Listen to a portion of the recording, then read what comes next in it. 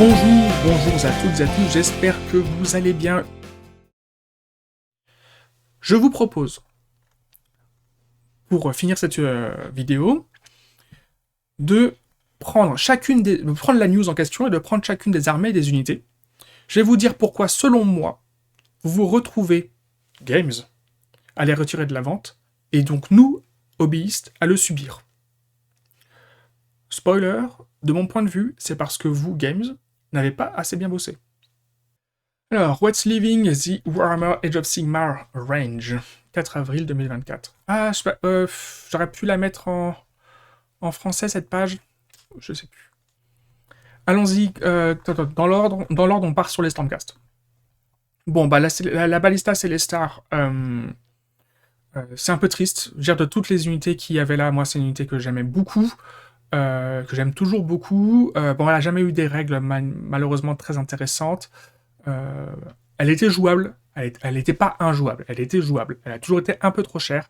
Je pense qu'à 130 points, elle est trop chère. Elle était, je pense, bien plus équilibrée quand elle était à 110 points. C'est quand même une marge de 20 points, c'est beaucoup. Donc voilà, c'est dommage qu'elle s'en aille. Finalement, les unités de la ruine, ce sont une partie du lore qui sont donc les Stormcast qui sont devenus un peu fous. Un peu dommage, je préférais la version précédente où c'était justement toute la machinerie, etc. Bon, ça avait été sous-entendu dans la V1, donc je comprends que ça ait bougé. Je pense qu'ils peuvent se permettre de faire du retcon sur certaines choses. A priori, c'est ce qui va arriver sur les unités sacro-saintes. Lorsqu'elles reviendront dans le lore, il y aura eu des changements sur ce qu'il y a eu initialement. Donc voilà. Donc effectivement, l'armée de la ruine, les unités de la ruine, ce seront d'autres unités à pied, et pas de la machine de guerre comme je le croyais. Dommage. Evocator sur Dragon Line et Evocator à pied. Bon, c'est l'unité qui a permis au Stormcast de bien fonctionner dans la V2 dans la V2 d'Age of Sigmar pour les Stormcast. C'est une unité que je trouvais assez sympa, qui arrivait très forte. Hein. C'était vraiment l'unité qui était utile, qui était intéressante dans les sacro-saintes.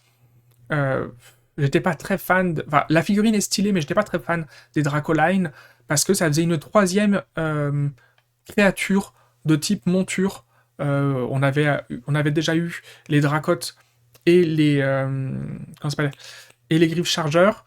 Je voyais pas trop l'intérêt de nous rajouter une troisième créature, sachant que on avait aussi les grands dragons. Et j'aurais préféré effectivement qu'ils exploitent les deux montures précédentes, parce que surtout que à l'époque, et les Dracotes et les Griffes Chargeurs étaient des unités qui n'étaient pas très exploitées. Et du coup, ça faisait... Bon, en fait, les Dracotes, les figurines, elles nous plaisent pas, elles sont moches, ils coûtent cher et tout ça, donc personne les joue. Voilà. Les Griffes Chargeurs, en fait, tout le monde préfère jouer d'autres unités que ceux-là. Ils n'ont pas des règles très intéressantes. Les Griffes Chargeurs, ils ont toujours été trop... les Vanguard Palador, ils ont toujours été un peu trop chers. Et c'est que récemment, ils sont passés sous la barre des... ils sont à 190 points, ils sont encore 10 points trop chers, mais... À l'époque, ils étaient à 200, 210 points, ils étaient beaucoup trop chers avant. Donc personne ne les jouait, logiquement, bien sûr. Et donc les évocateurs sur Draconline, c'était vraiment... Bah oui, ils étaient chers, mais ils étaient vraiment très très forts. Ils tapaient très fort. Donc, mais c'était dommage. Voilà, en fait, on a créé deux créatures de type monture, elles nous satisfait pas, donc on en crée une troisième. C'était déjà une manière de penser qui était un échec, je trouvais. Non, il faut réexploiter ce qui existe déjà. Les évocateurs à pied. Il y a eu longtemps en plus un imbroglio où on savait pas si c'était des paladins ou pas. Dans le lore, ils étaient appelés paladins, dans les règles, ils n'avaient pas le tag paladin. C'était un peu bizarre. Les Sekitor, je vous ai dit, les Sekitor, c'est la seule fois où j'ai fini par retirer d'ailleurs ce vlog, parce que ça me plaisait pas ce que j'avais dit, où j'avais dit que le mec qui avait créé cette unité, les règles de cette unité, il aurait mieux fait de se casser une jambe ce jour-là, ou de se casser un bras, c'était pas très gentil. Mais par contre, j'en pense pas moins sur le fait que c'est vraiment une unité qui, d'un point de vue de ses règles, est une unité de merde. Et là, je pèse mes mots, je ne trouve ça pas bien quand on crée une unité qui, en termes de règles, va faire exactement la même chose que l'unité d'à côté, et qui en plus va avoir la même fonction. Tout. Les Sekitor, ce sont des libérators qui ont du 3+, une meilleure armure, et qui vont coûter 20 points plus cher. C'était complètement con, sachant que en plus, avec l'arrivée des Vindictors, donc ceux avec des lances, on s'est retrouvé avec ces deux unités qui avaient des stats quasiment équivalentes pour taper, sauf que les Vindictors, eux, ils faisaient de la blessure mortelle. Ah là là. Et les blessures mortelles, c'était vraiment le truc qui manquait au Stormcast pour pouvoir s'en sortir dans la version actuelle du jeu. Donc, les Sekitors, en plus, ils sont restés hyper chers. Ils sont restés, je crois, à 135, 140 points. Après, ils sont redescendus éventuellement à 125, mais je crois qu'ils sont toujours à 130 ou 135 points. Donc, de toute façon, en fait, ils sont juste trop chers par rapport soit aux Libérators qui étaient à 100 points ou 110 points, qui étaient pas chers, mais qui tankaient sur les objectifs. Et les Vindictors qui tankaient de base et qui en plus étaient des nouvelles figurines hyper jolies et qui faisaient des blessures mortelles et qui avaient des putains de caractéristiques pour taper. Donc, les Sekitors, on les jouait plus. Ensuite, le Knight Heraldor et le Knight Vexillor, c'est des unités qui avaient quelques règles un peu sympas, mais en fait, il y avait tellement de choix autour de héros. Ils ont créé, entre la V1 et la V2, puis ensuite avec la V3, tellement d'unités de héros qu'ils n'existent plus, quoi. Le Knight Vexillor, on a continué à le voir un petit peu, mais le Knight Heraldor, si tu ne faisais pas justement une liste un peu fun, c'était une unité qu'on ne voyait jamais. Donc voilà, très dommage, mais dès la V1, c'est une unité qui n'avait pas beaucoup de sens. Moi, le Knight Heraldor, dans la V1, la seule fois où j'ai vu cette unité jouer quelque part, donc que ce soit en tournoi, je n'ai pas fait beaucoup les tournois, mais j'en ai fait quelques-uns, et chez les gens qui... et puis au club, à l'époque où j'étais au club, de jeux de Wargame, la seule fois où j'ai vu le Knight Heraldor jouer, c'était dans un Warwolf. Donc c'est quand même assez significatif. Le Lord Castellan, le Lord Castellan, il est super. Il est super, tout comme le Lord Célestan, d'un point de vue règle. Ce sont des unités qui sont supposées être extrêmement importantes dans le lore. Dans le lore, ils sont extrêmement importants, et ils sont supposés être des unités centrales dans une armée de Stormcast. C'est-à-dire qu'en fait, c'est très rare. Normalement, ça devrait être très rare d'avoir une liste d'armées où ils ne sont pas là, ni l'un ni l'autre. Ou l'un ou l'autre, plutôt. Et le problème, c'est que Lord Castellan, à partir du moment où on a le sort de base qui fait un +1 en sauvegarde d'armure, Lord Castellan n'a plus besoin d'avoir une unité qui coûte 160 ou 170 points à un héros à ce prix-là. Il y a d'autres héros à aller chercher qui seront plus synergisants et qui notamment vont se déplacer plus vite, etc. etc. Donc malheureusement, Lord Castellan, on l'a pas. Sachant qu'en plus, Lord Castellan, c'était une unité qui n'a jamais été conditionnée en termes de boîte d'achat de manière très intéressante. Donc voilà. Le Lord Célestan, le problème du Lord Célestan, c'est l'arrivée du Lord Commandeur, là. Toutes les règles du Lord Commandeur, du Lord je sais plus quoi. Le Lord Imperatant. Toutes les règles du Lord Imperatant, ça aurait dû être le Lord Célestan. C'est-à-dire qu'en fait, quand ils ont sorti la figurine du Lord Imperatant, moi je me suis dit, ok, c'est un Lord Célestan nommé. Eh ben non, en fait, ils ont fait le truc qu'il ne fallait pas faire. C'est-à-dire qu'ils ont créé une unité double du Lord Célestan, en laissant au Lord Célestan de base des règles de merde, et ils ont créé... en fait, ils nous ont fait une V2 dans cette V3. Là où on a eu les Sekitors qui sont venus remplacer les Libérators avec le même rôle, le même lore, etc., etc., ils ont fait ça au Lord Célestan avec le Lord Imperatant. Voilà. Voilà, du coup, en fait, personne ne joue le Lord Célestan, parce qu'il y a des règles de merde. Lord Veritan, malheureusement, il a jamais été beaucoup joué, parce qu'en fait, il tenait juste pas la comparaison par rapport au... Moi, c'était une de mes unités préférées de l'armée, mais il a jamais été joué parce que, tout simplement, il tient pas la comparaison par rapport au Lord... Alors, est-ce qu'il le retire ou pas? Non, heureusement. Le Lord Relictor, donc c'est les deux prêtres, on a le Lord Veritan et le Lord Relictor. Lord Relictor, l'intérêt c'est que il a des prières de base intéressantes, de soins ou de dégâts, et qu'il a un +1 pour faire la prière. Lord Veritan, il n'a pas de +1 pour faire la prière, sa prière de base, qui est une prière de dégâts, est en fait un doublon de la prière générique, donc il n'a pas un très grand intérêt. Vous avez bien pensé, merci Games. Et en plus, son pouvoir un peu spécial, c'était de contrer la magie. C'était de pouvoir dissiper un sort à la phase de héros. Bon finalement, dissiper un sort à la phase de héros, c'était pas si important que ça, comparativement au fait de pouvoir avoir un plus 1 pour lancer des prières. Donc voilà, on préfère l'ordre lector, sachant que pareil, l'ordre lector, quasiment tout le monde l'avait dans la boîte de base, alors que l'ordre Veritan était conditionné dans une boîte à part, un peu chiant à avoir comme le Lord Castellan. L'ordre ordinateur, au début, en fait c'est tout con, l'ordre ordinateur, il n'y a que les joueurs de City of Sigmar qui le jouaient. Voilà, donc... Lord Exorcist, ça a toujours été une unité de merde sur le papier, il a juste été joué à une certaine époque parce qu'il était le sorcier le moins cher de l'armée, et donc qui permettait d'être pris en allié dans une armée City of Sigmar ou Sylvaneth pour avoir ce sorcier-là qui allait lancer le sort de la comète, qui était le sort persistant des Stormcast, qui était un sort assez intéressant à l'époque.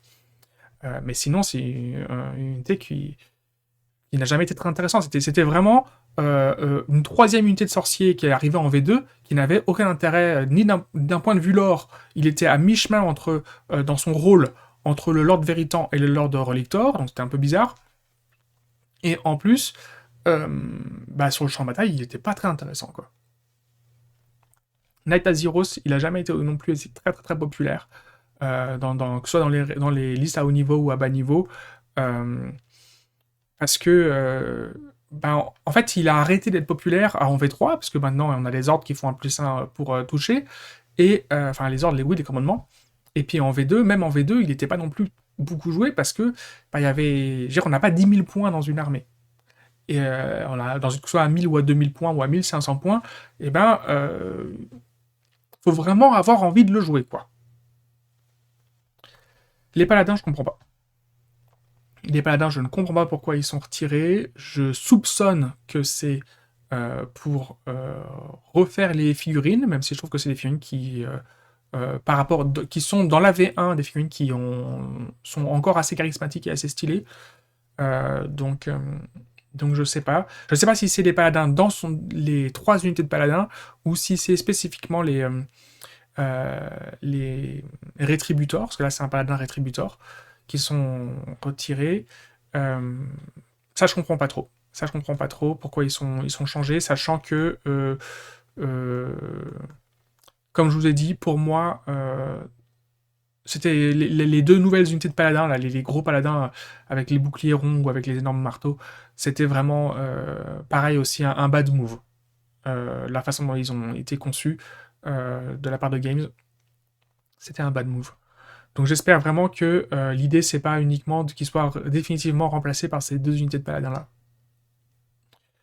Les Judicators, c'est une unité qui s'en sortait pas trop mal en V3, parce qu'ils ont gagné plus une attaque et de la blessure mortelle. Donc là, on était vraiment sur une armée qui, pour moi, était le témoin du fait que, au niveau de la conception, ils se rendaient très bien compte qu'il y avait un problème.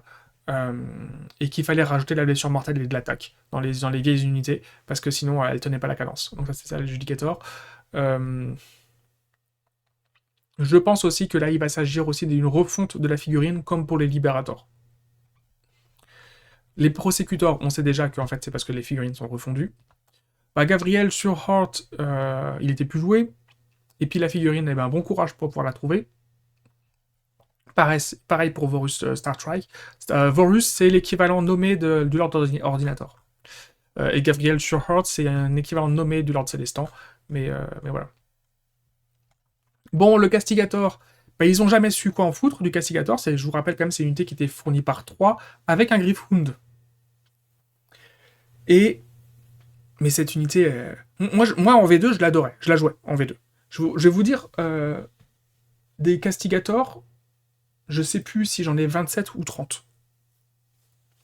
J'en ai peut-être même 33. Les Castigators, c'est une unité qui s'est tout simplement, qui n'a jamais trouvé sa place. Coincés entre les Judicators et les Vanguard avec arbalète, les Vanguard Sniper, là. Et puis en plus, après, avec l'arrivée des Vigilors, en fait, les Castigators, ils étaient complètement largués. Mais je comprends pas pourquoi, en fait, alors que c'était dans leur conditionnement de base, je veux dire, c'était sur la figurine, je ne comprends pas pourquoi Games n'a jamais exploité la présence du Gryph-hound dans cette unité. En vrai, il la laissait à 80 ou 90 points, et il disait, les Castigators, c'est 3 mecs, plus un clébard. Et le clébard, il apporte la règle du tir en état d'alerte. Et là, c'était intéressant.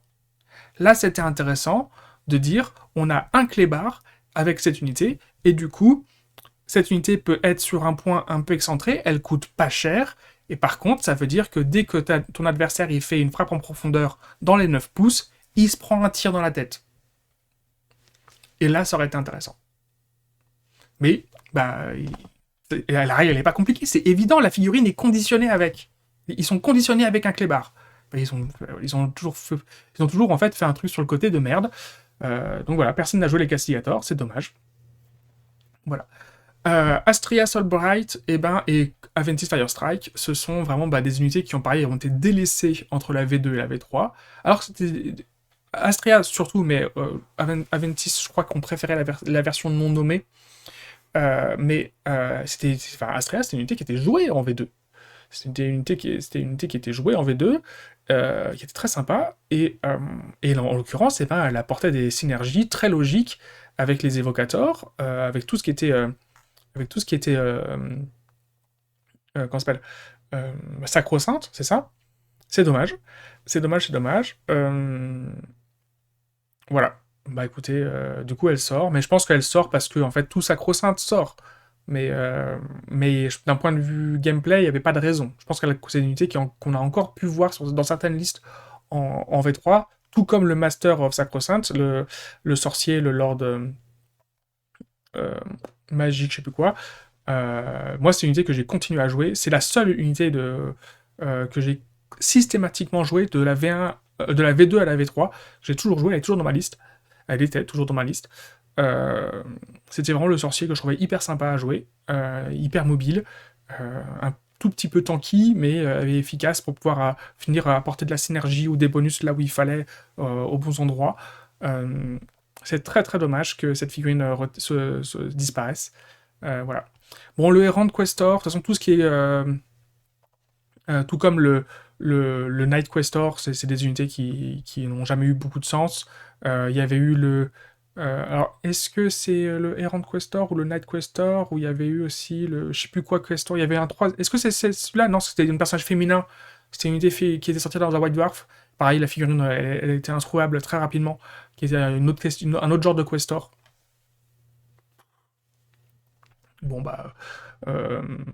qu'est-ce que vous voulez? De toute façon, personne ne les achète, personne ne les joue, ces figurines.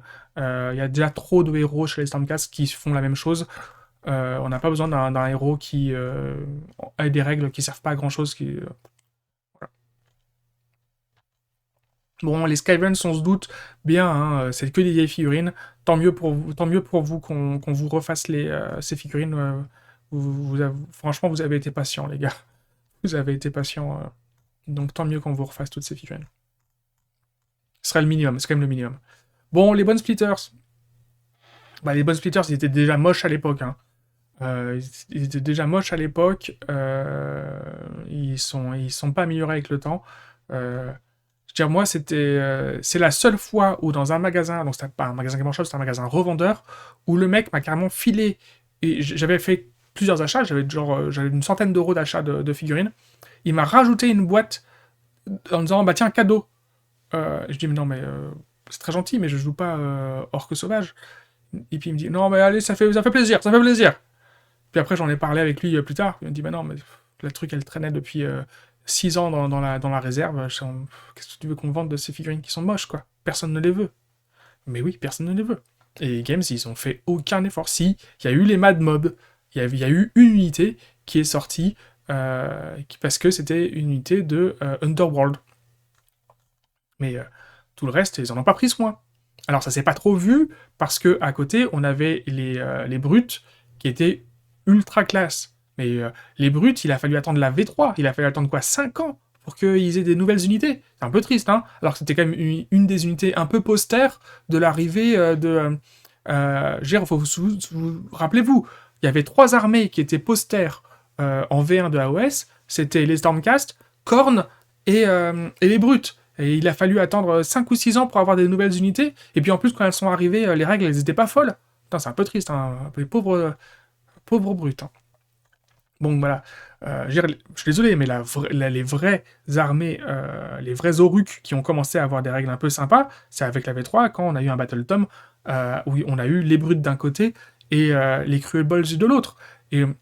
Et heureusement qu'il y avait les Cruel Boys qui sont sortis en V3, parce que du coup, on n'a pas trop vu que les Bone Splitters, les Cass et les Fracassos, ils avaient toujours des règles de merde et des figurines de merde, quoi. Ah, tristesse, quoi. Alors ça pour moi c'est une honte que toutes ces unités sortent. Que toutes ces unités sortent, c'est une honte. C'était vraiment ce qui faisait le côté sympa du Battle Tome Slave to Darkness. C'est notamment parce qu'il y avait toutes ces unités qui étaient enfin intégrées dans Battle Tome Slave to Darkness que il y avait ce côté sympa de ce gros Battle Tome bien travaillé, bien complet, qui est sorti là en décembre 2022, je crois maintenant. Donc il y a 2 ans. C'était... Ouais, 2-3 ans. Bon, je sais plus. Bref, ça donne vraiment le sentiment que c'est pour promouvoir la nouvelle armée. Là, j'ai oublié leur nom. Les Darkos. Les... C'est vraiment en fait pour dire bah non, on a fait des nouvelles figurines, des nouvelles armées, les Darkos, donc achetez cela et arrêtez et n'achetez plus cela. Et n'achetez plus les anciennes figurines, c'est vraiment dommage. C'est vraiment dommage parce qu'en plus c'était vraiment ces unités-là qui donnaient, qui montraient dans le lore qu'il n'y avait pas qu'un seul chaos.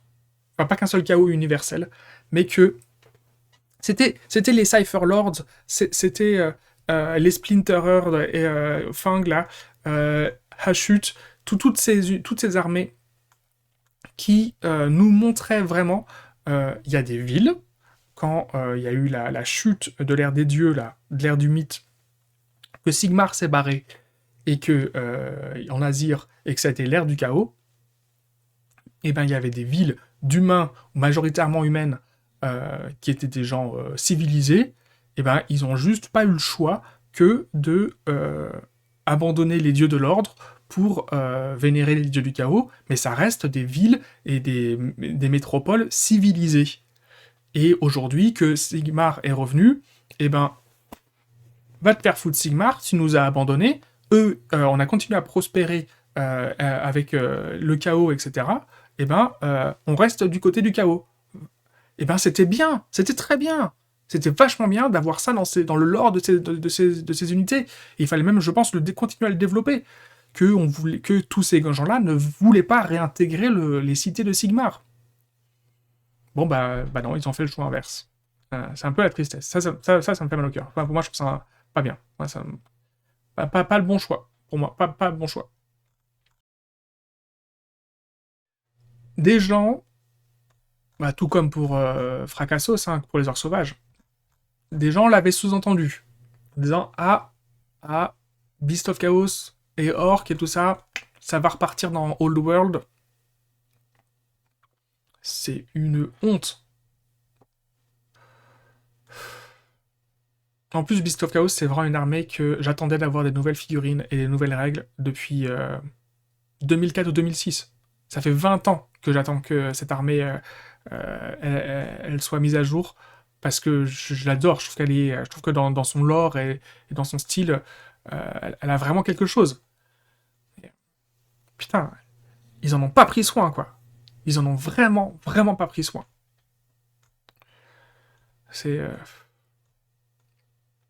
Pour moi, le gros doigt d'honneur, c'est ça.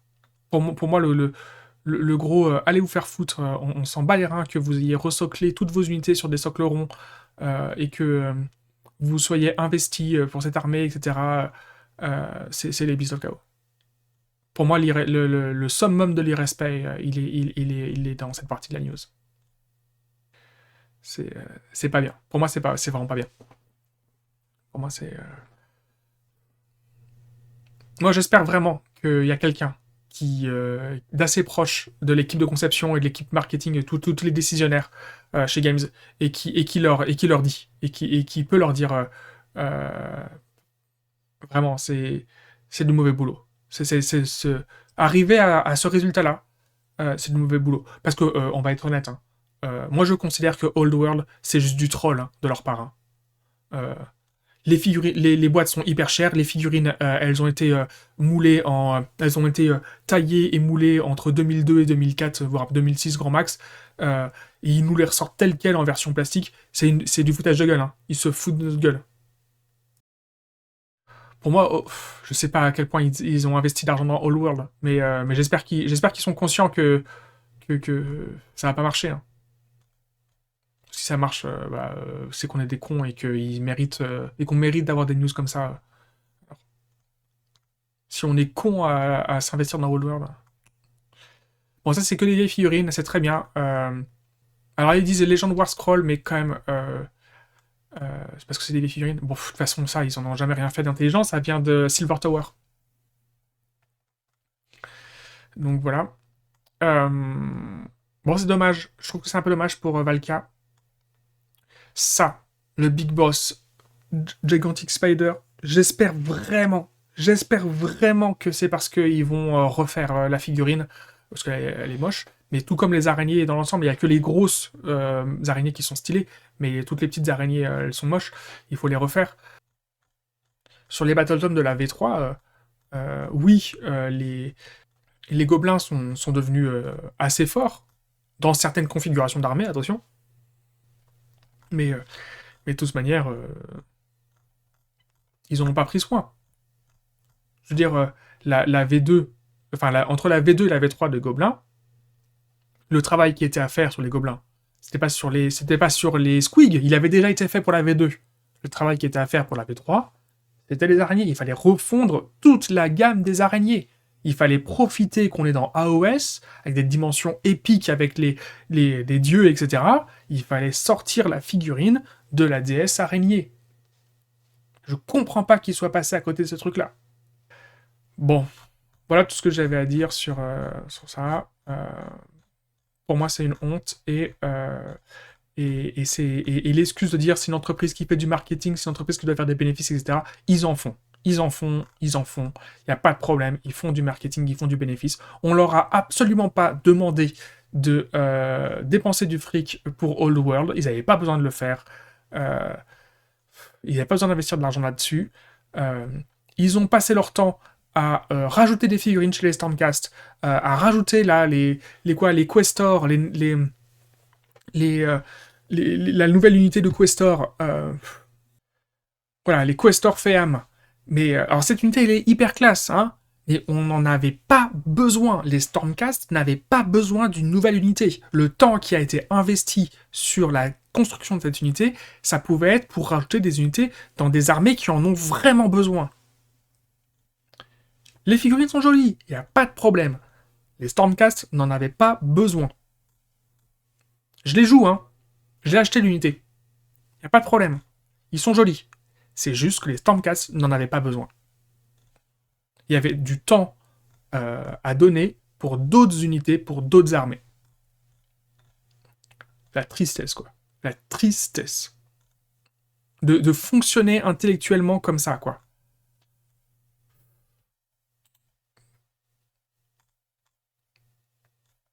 Bref. Je vous remercie pour votre attention. Et puis, prochaine vidéo, ressortie de l'Interquatuor sur les mangas. Ciao, ciao.